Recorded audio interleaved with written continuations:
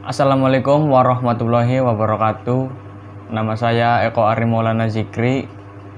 Saya dari kelas 10 IPS 4 asal sekolah SMA Negeri 1 Sindang. Sebelumnya saya mohon maaf kepada Ibu Giva selaku guru geografi saya karena saya baru mengerjakan video ini sekarang.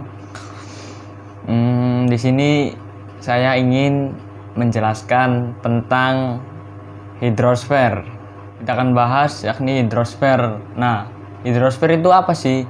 Hidrosfer adalah lapisan air yang ada di permukaan bumi. Kata hidrosfer sendiri berasal dari kata hidro yang berarti air dan spray yang berarti selimut. Jadi hidrosfer merupakan lapisan air yang menyelimuti bumi. Hidrosfer di permukaan bumi meliputi danau, sungai, laut, lautan, salju atau glacier, air tanah, dan uap air yang terdapat di lapisan udara. Nah, adapun siklus hidrologi. Siklus hidrologi adalah suatu proses peredaran atau daur ulang air secara berurutan dan terus-menerus. Nah, pemanasan sinar matahari menjadi pengaruh pada siklus hidrologi. Air di seluruh permukaan bumi akan menguap apabila terkena paparan sinar matahari. Pada ketinggian tertentu, ketika temperatur semakin turun, uap air akan mengalami kondensasi dan berubah menjadi titik-titik air dan jatuh sebagai hujan. Nah, siklus hidrologi dibedakan menjadi 3, yaitu siklus pendek, siklus sedang, dan siklus panjang. Nah, siklus pendek. Pada siklus pendek, air laut yang terkena paparan sinar matahari menguap menjadi gas sehingga mengalami kondensasi sebelum sampai ke daratan dan membentuk awan sehingga terjadi hujan di permukaan bumi. Nah, siklus sedang. Pada siklus sedang, uap air yang berasal dari lautan ditiup oleh angin menuju ke daratan. Di daratan uap air membentuk awan yang akhirnya jatuh sebagai hujan di atas daratan. Air hujan tersebut akan mengalir melalui sungai-sungai, selokan, dan sebagiannya hingga kembali ke laut. Nah, adapun siklus panjang. Pada siklus panjang, uap air yang berasal dari lautan ditiup oleh angin ke atas daratan dan adanya pendinginan yang mencapai titik beku pada ketinggian tertentu membuat terbentuknya awan yang mengandung kristal es.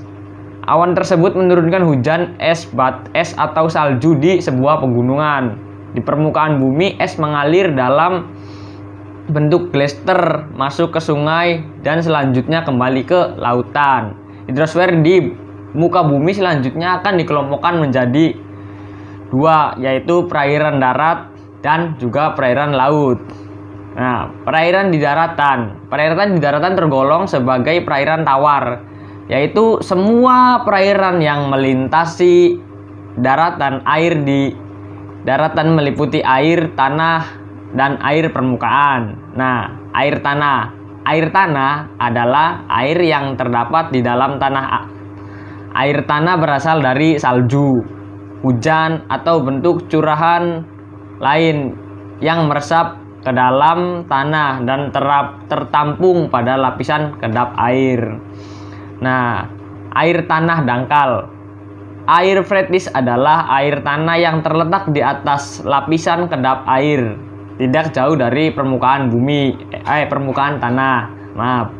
Nah, air freatis sangat dipengaruhi oleh resapan air di sekelilingnya. Pada musim kemarau, jumlah air freatis berkurang. Sebaliknya, pada musim hujan, jumlah air freatis akan bertambah. Air dapat diambil melalui sumur atau mata air. Air tanah dalam. Air artesis adalah air tanah yang terletak jauh di dalam tanah, di antara 2 lapisan kedap air. Lapisan di antara lapisan kedap air tersebut disebut lapisan akuifer. Lapisan tersebut banyak sekali menampung air. Jika lapisan kedap air retak, secara alami air akan keluar ke permukaan. air yang memancar ke permukaan disebut mata air artesis. Air artesis dapat diperoleh melalui pengeboran sumur. Pengeborannya disebut sumur artesis. Nah, air permukaan. Air permukaan adalah wadah air yang terdapat di permukaan bumi. Bentuk air permukaan meliputi sungai, danau, rawa. Nah, sungai.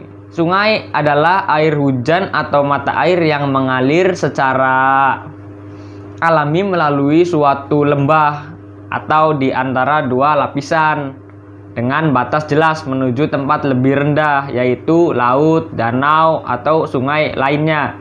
Nah, bagian-bagian dari sungai.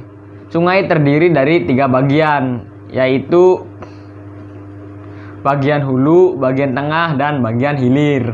Nah, bagian hulu sungai terletak di daerah yang relatif tinggi sehingga air dapat mengalir turun.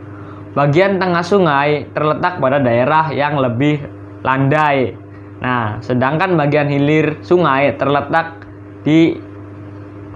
landai dan sudah mendekati muara sungai. Nah, muara yaitu tempat berakhirnya aliran sungai di laut, danau, atau sungai lain, sungai yang dekat dengan laut. Nah, jenis-jenis sungai sendiri dibagi menjadi 5, yaitu sungai hujan, sungai glester, sungai campuran, sungai permanen, dan sungai periodik. Nah, sungai hujan adalah sungai yang berasal dari hujan. Nah, sedangkan sungai glester adalah sungai yang airnya berasal dari glester atau bongkahan es yang mencair. Nah, sungai campuran adalah sungai yang airnya berasal dari air hujan dan salju yang mencair. Nah, sungai permanen adalah sungai yang airnya relatif tetap.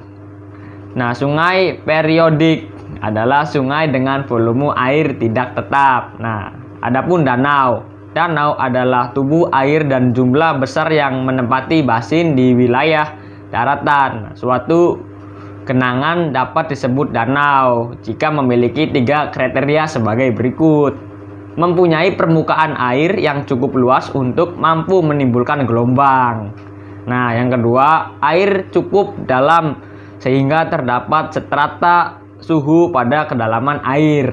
Nah, ada pula satunya vegetasi yang mengapung tidak cukup untuk menutupi seluruh permukaan danau. Nah, jadi apabila ada genangan air di tengah jalan, itu namanya bukan danau karena tidak masuk kriteria 3 kriteria tadi. Nah, terdapat 8 jenis danau, yaitu danau glasial, danau vulkanik, danau tektonik, danau tektovulkanik, danau kurs, danau aliran, danau laguna, dan danau batuan. Nah, danau glasial adalah danau yang terjadi karena akibat adanya erosi dan pengendapan yang diakibatkan aktivitas klister di lereng-lereng bukit atau pegunungan. Nah, danau vulkanik adalah danau yang terbentuk karena aktivitas kaldera atau aktivitas vulkanik kaldera yang tergenang oleh air hujan sehingga